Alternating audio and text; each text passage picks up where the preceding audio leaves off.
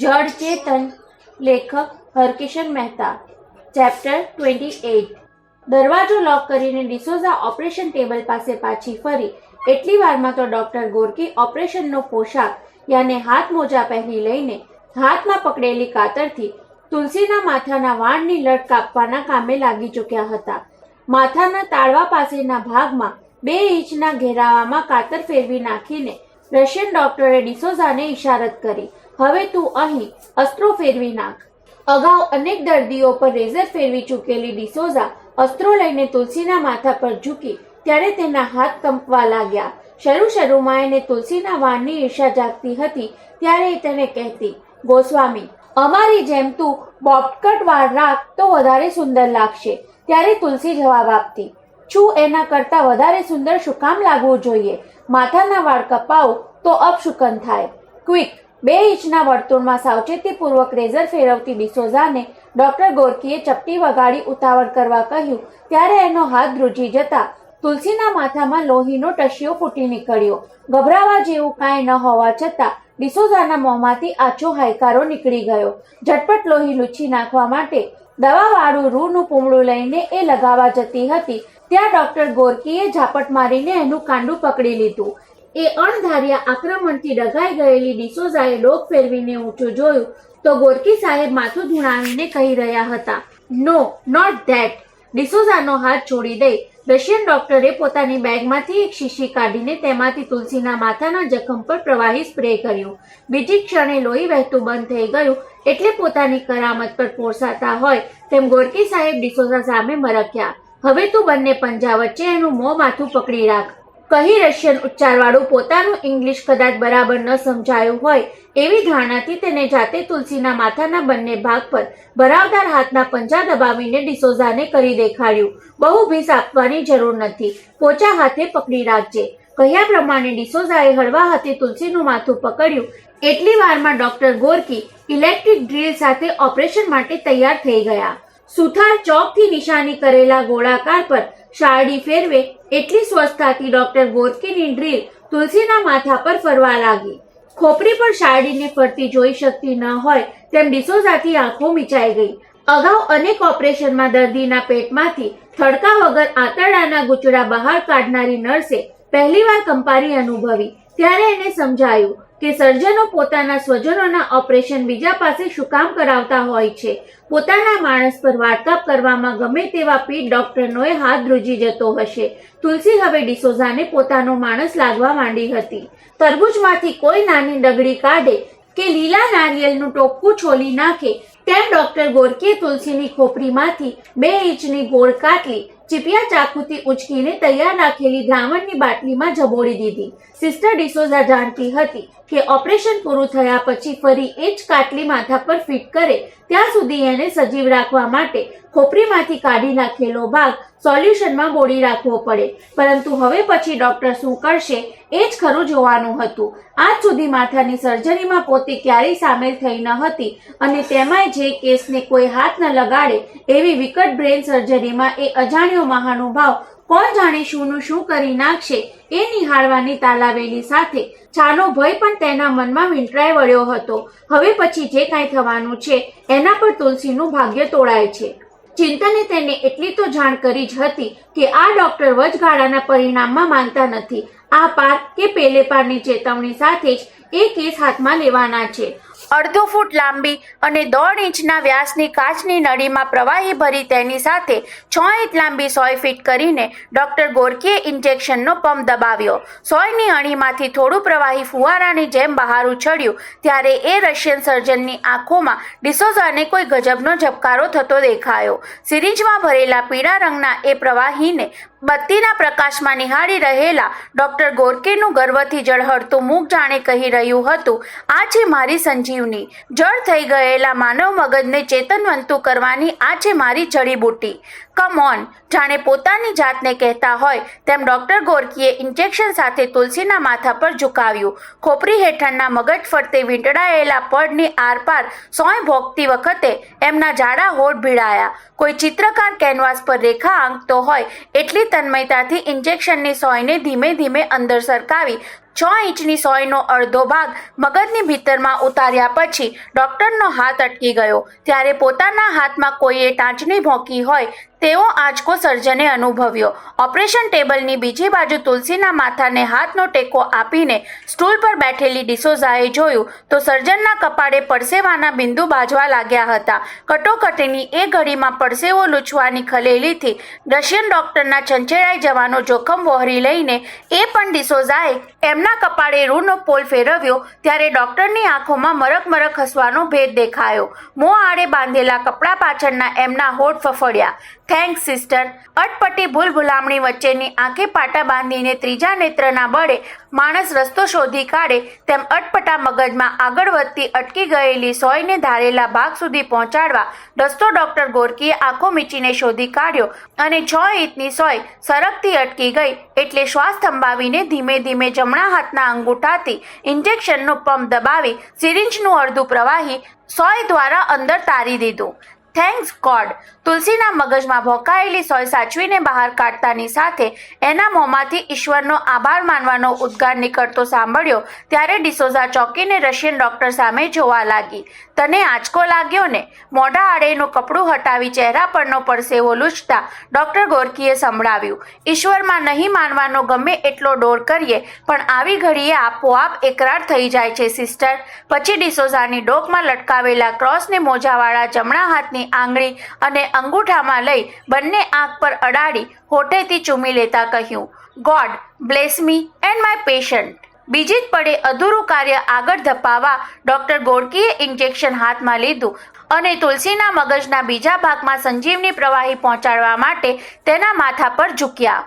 Operation થિયેટરની બાજુના conference રૂમમાં 3 પીઢ ડોક્ટરો એકની એક ચર્ચા પર મગજમારી કરતા બેઠા હતા. ડોક્ટર પંડ્યાએ ચિંતનને બહાર ઊભા રહેવાનું કામ સોંપ્યું હતું. ડોક્ટર ગોરકીના પેલા બંને સાથીઓ આવી ચડે તો ચૂપચાપ એમને અહીંયા લઈ આવજે. ઓપરેશન થિયેટરનું કામ પતે નહીં ત્યાં સુધી આપણે એમને વાતોએ વળગાડી રાખવા પડશે. અડધા કલાક દરમિયાન ત્રણેય વચ્ચે ચાલેલી ચર્ચાનો સાર એક જ હતો. રશિયન ડોક્ટરને તત્કાળ ઓપરેશન કરવાની સંમતિ આપવામાં આપણે ખોટું તો નથી કર્યું ને? મને તો તમારો આ મહાનુભાવ ભારે તરંગી લાગ્યો. ડોક્ટર દસ્તુર કહ્યા વગર રહી શક્યા નહીં. હું ઓપરેશન થિયેટર વિશે માહિતી આપતો હતો ત્યારે નો ઇંગ્લિશ કહીને મને ચૂપ કરી દીધો અને પાછળથી પોતે જ ઇંગ્લિશમાં ચાલુ થઈ ગયો. દસ્તુર સાહેબ, એ તરંગી છે પણ તરકટી નથી જ. ડોક્ટર પંડ્યાએ બચાવ કર્યો. આત્મવિશ્વાસ વગર તત્કાળ ઓપરેશન કરવાનું જોખમ કોણ ઉઠાવી શકે? એમાં જોખમ તો આપણું ગણાય પંડ્યા સાહેબ. અધીરા અવાજે ડોક્ટર દસ્તુરે કહ્યું. પોતે ઓપરેશન કર્યું છે એ જાહેર નહીં થવા દેવા પાછળનો એનો આશય શું? ધારો કે ઓપરેશન ફેલ ગયું તો એને માટે જવાબદાર કોણ ગણાય? એ બ્રિજ કેન્ડીની પેશન્ટ નથી છતાં મેં આ ઓપરેશન અહીં કરવા શું કામ દીધું એવી ઇન્ક્વાયરી થાય ત્યારે હું શું જવાબ આપું? આ મુદ્દો ડોક્ટર દસ્તુરે 30 મિનિટમાં ત્રીજી વાર ઉચ્ચાર્યો. ત્યારે ડીન શ્રીવાસ્તવે ધીમા ગંભીર અવાજે કહેવું પડ્યું, દસ્તુરજી, જોખમ કે જવાબદારી બધું જ મારા પર નાખી દો. તમે કહો છો તેમ કેસ ફેલ થાય તો ઓપરેશન કર્યું છે એ જાહેર જ નહીં થાય. જે રીતે મેં પેશન્ટને અહીં શિફ્ટ કરી હતી એવી જ ગુપ્તતા સાથે હું એને મારી હોસ્પિટલમાં પાછી લઈ જઈશ અને પછી પેશન્ટ બેહોશીમાં મૃત્યુ પામી એવું જાહેર કરીશ. તમને કોઈ વાતે આંચ નહીં આવવા દઉં. મને તો એ જ સમજાતું નથી કે ડૉક્ટર ગોરકીએ અહીં ઓપરેશન કરવાની જરૂર શું હતી? ડૉક્ટર દસ્તુર એકની એક દલીલ વાગોળી રહ્યા હતા. પેશન્ટને મોસ્કો લઈ જવાની વાત એણે ઉડાડી કેમ દીધી એ મને સમજાયું નહીં. ડીન શ્રીવાસ્તવે ટાપશી પુરાવી. તુલસીને ત્યાં લઈ ગયા હોત તો ઓપરેશન પછીની સારવાર પર એ જાતે દેખરેખ રાખી શકત ને? એમણે અહીં આવીને નિર્ણય બદલી નાખ્યો હશે અથવા તો કહીને ડૉક્ટર પંડ્યા થંભી ગયા એટલે બંને ડૉક્ટર પ્રશ્નસૂચક દ્રષ્ટિથી તેમને તાકી રહ્યા. અથવા તો શું? ત્યારે પંડ્યા સાહેબે હોઠ સુધી આવેલી શંકાને પાછી વાળી દઈ બીજો જ મુદ્દો ઉપજાવી કાઢવો પડ્યો. કદાચ ડૉક્ટર ગોરકી એવું પુરવાર કરવા માંગતા હશે કે આ સિદ્ધિ મારી પોતાની છે. તમારા જ ઓપરેશન થિયેટરમાં બીજી કોઈ જાતના સાધનો વિના હું આ કામ કરી શકું છું. તો પછી ન્યુરોલોજીસ્ટ કોંગ્રેસમાં ભાષણ કરવા માટે મોસ્કોથી પોતાના સાધનો લઈને આવવાની શું જરૂર હતી? ડોક્ટર દસ્તુરની એ દલીલે પંડ્યા સાહેબને ચોંકાવી દીધા. આ પ્રશ્નમાંથી પોતાને પેલી શંકા જાગી હતી જે ઉચ્ચારવા માટે એમની હિંમત ચાલતી ન હતી. જવાબ જડતો ન હોય તેમ ડોક્ટર પંડ્યા માથું ખંજવાળવા લાગ્યા ત્યારે ચિંતન રૂમમાં ધસી આવ્યો. ગોરકી સાહેબ બહાર આવી ગયા. સાંભળીને સફાળા ઊભા થતા ત્રણે બહાર ધસી આવ્યા ત્યારે ઓપરેશન થિયેટરની સામેની બારીમાં ઊભેલા ડોક્ટર ગોરકી ધીમી ધારે વરસતો વરસાદ નિહાળી રહ્યા હતા. એમના પગરવે ડોક્ટર ગોરકીની પીઠ ફેરવી. મારા કોમ્રેડની રાહ જોતો ઊભો છું. એ લોકો હજુ કેમ નહીં આવ્યા? કમાલ છે આ માણસ. ત્રણે ડોક્ટરોએ મનમાં એક સરખો આંચકો અનુભવ્યો. ઓપરેશન વિશે કાંઈ કહેવાને બદલે એ સાથીદારોની ચિંતા દર્શાવે છે. સર, ઓપરેશન કેમ રહ્યું? પંડ્યા સાહેબે ઇંગ્લિશમાં પૂછ્યું. ત્યારે કાંઈ સમજ્યા ન હોય તે મેં સામું જોતા રહ્યા એટલે એમણે ફ્રેન્ચમાં સવાલ દોહરાવ્યો. કેમ રહ્યું ઓપરેશન? ઓહ, તમને કહેતા ભૂલી જ ગયો. એમણે ફ્રેન્ચમાં ચલાવ્યું. ચાલો આપણે અંદર બેસીએ, કહી કોન્ફરન્સ રૂમ તરફ ઇશારો કરીને ઉમેર્યું. પેલી નર્સ અંદર એકલી છે, કોઈને મદદમાં મોકલો એટલે દર્દીને સત્વરે એમના રૂમમાં શિફ્ટ કરે. ડોક્ટર પંડ્યાએ ચિંતનને જ એ જવાબદારી સોંપી ત્યારે વિમાસનમાં પડી ગયો. ઓપરેશન પછી તુલસીને જોઈ લેવાની તાલાવેલી હતી. સિસ્ટર ડિસોઝા પાસેથી ઓપરેશન વિશે જાણી લેવાની અધીરાઈ હતી. છતાં ડોક્ટર ગોરકી શું કહે છે એ જાણવું પણ જરૂરી હતું. છેવટે પંડ્યા સાહેબની આજ્ઞા મુજબ તેણે ઓપરેશન થિયેટર તરફ પગ ઉપાડવા પડ્યા. લ્યો, આના પર તમે 3 સહી કરી આપો. કોન્ફરન્સ ટેબલ પર બેસતાની સાથે જ બુશર્ટમાંથી ઓપરેશન મંજૂરી પત્રક કાઢીને ડોક્ટર ગોરકીએ ત્રણે તરફ સરકાવ્યો. ત્યારે ત્રણે ડઘાઈ ગયા. ઓપરેશન અંગે જવાબ આપતા પહેલા સહી કરાવીને એ અમને જવાબદારીથી બાંધી લેવાની ઉતાવળ શું કામ કરે છે? હાથ લંબાવી ડોક્ટર પંડ્યાએ પોતાની સહી કરવા માંડી ત્યારે દસ્તુર સાહેબથી બબડી જવાયું. વાત વાતમાં એ આપણને ડિક્ટેટ કરે છે. ડીન શ્રીવાસ્તવે પોતાની સહી કરીને કાગળ ડોક્ટર દસ્તુર તરફ સરકાવ્યો ત્યારે એમણે ધારદાર નજરે રશિયન સર્જન સામે જોયું. જવાબમાં ડોક્ટર ગોરકીએ સ્મિત ફરકાવ્યું. મનમાં કોઈ જાતની ચિંતા ન રાખતા ડોક્ટર, ઓપરેશન મારી ધારણા પ્રમાણે જ પાર પડ્યું છે. તમારી ધારણા શું હતી એ તમે જાણો, બાકી અમારા માટે તો બધું ધારણા બહારનું જ બની રહ્યું છે. એવું મનોમન વિચારતા ડોક્ટર દસ્તુરે પોતાની સિગ્નેચર કરીને કાગળને હડસેલો મારી તેમના તરફ સરકાવ્યો. ખાતરી કરતા હોય તેમ કાગળમાં ત્રણેયની સહી જોઈ લઈ ડોક્ટર ગોરકીએ ફરી સંતોષનું સ્મિત ફરકાવ્યું અને બીજી જ ઘડીએ 4 ટુકડામાં કાગળ ફાડી નાખ્યો. ત્યારે પેલા ત્રણે તેની વિચિત્ર વર્તણૂક પર હેબત ખાઈ ગયા.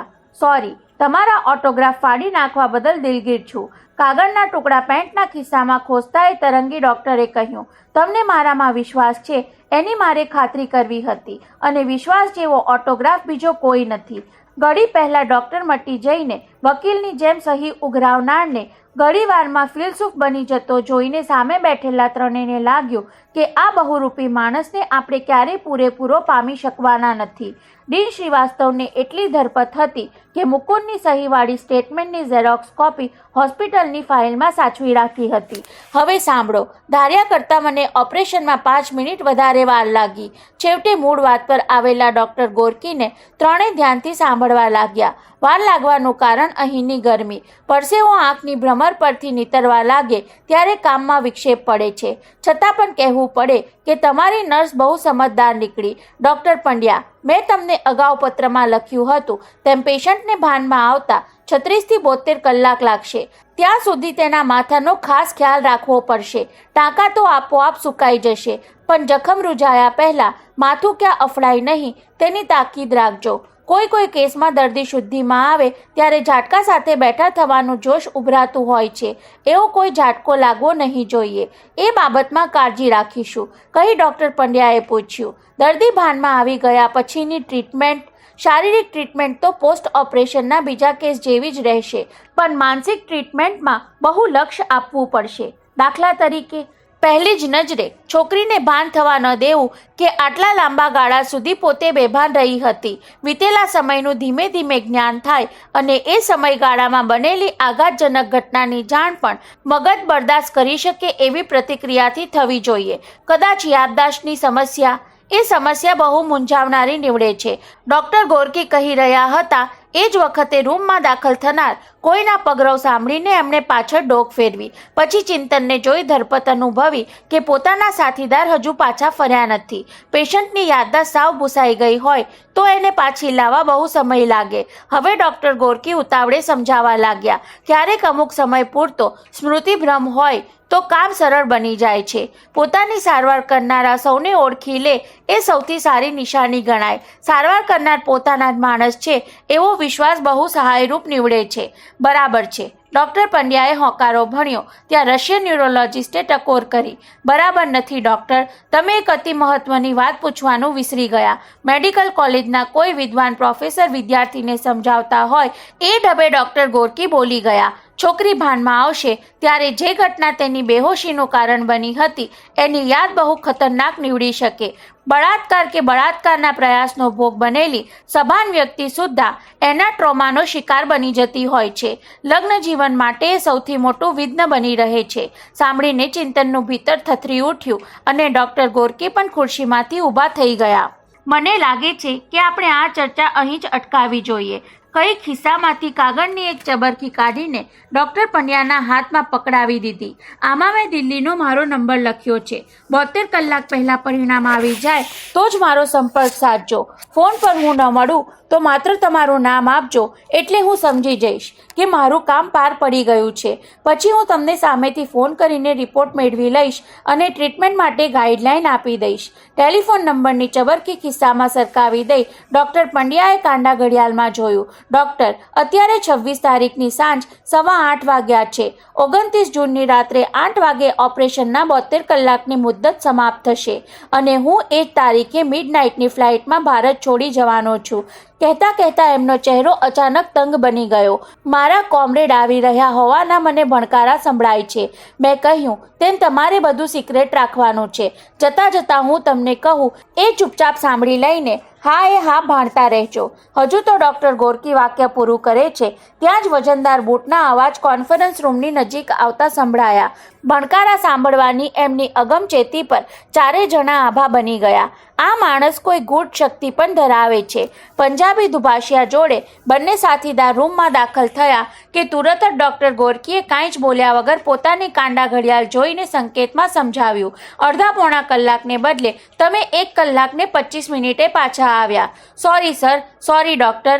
પાણીથી ખરડાયેલા મોઢા પર હાથ ફેરવતા વોડકાની અસરવાળા અવાજે પેલા બંનેએ વરસાદને કારણે થયેલા ટ્રાફિક જામનું કારણ દર્શાવ્યું અને પંજાબી દુભાષિયાએ તેમાં સૂર પુરાવ્યો. ચોપાટીથી અમને અહીં પહોંચતા જ 55 મિનિટ લાગી. આખે રસ્તે તમારા મદદનીશ બબડતા રહ્યા કે અમે રસ્તાના જાણકાર હોત તો દોડીને ડૉક્ટર સાહેબ પાસે પહોંચી જાત. વરસાદનો ટ્રાફિક જામ એ પણ એક માણવા જેવો લાહવો છે. ઠપકાને બદલે ધરપત આપતા હોય તેમ ડૉક્ટર ગોરકી બોલી ગયા. મારું કામ તો અહીં 10 મિનિટમાં જ પતી ગયું હતું એટલે બારીમાં ઊભા વરસાદ જોઈને હું ધરાઈ ગયો કહી ડૉક્ટર ગોરકી સૌની પહેલાં રૂમ બહાર નીકળી ગયા. પેશન્ટને તપાસતા શું લાગ્યું ડૉક્ટર? એક સાથીદારે કુતૂહલ ખાતર પૂછ્યું. પણ તેનો જવાબ આપવાની ગોરકી સાહેબે તસદી ન લીધી. 18 નંબરની રૂમ પાસે આવીને થંભી ગયા એટલે ચિંતને આગળ થઈ દરવાજો ખોલી આપ્યો. રૂમમાં બેઠેલા યશોદાબેન રશિયન ડૉક્ટરને જોતા જ સ્ટૂલ પરથી અદબ્બેર ઊભા થઈ ગયા. સર, આ મધર છે, મારા મધર છે એમ કહેવાને બદલે ચિંતનને મોઘમ પરિચય આપ્યો. ત્યારે ડૉક્ટરે ઇંગ્લિશમાં નહીં સમજ્યા હોવાના અભિનય સાથે દુભાષિયા તરફ જોયું. પંજાબી દુભાષિયાએ ચિંતનના પરિચયનો તરજુમો કર્યો એટલે ડૉક્ટર ગોરકીએ ચહેરા પર પૂજ્યભાવ ઉપસાવી યશોદાબેન સામે બંને હાથ જોડ્યા. ચિંતનની માતા તો ક્યારના હાથ જોડીને જ ઊભા હતા. કેમ જાણે તુલસીને સાજી કરવા માટે ઈશ્વરનો કોઈ દેવદૂત સામે ચાલીને આવ્યો હોય. એમને કહો.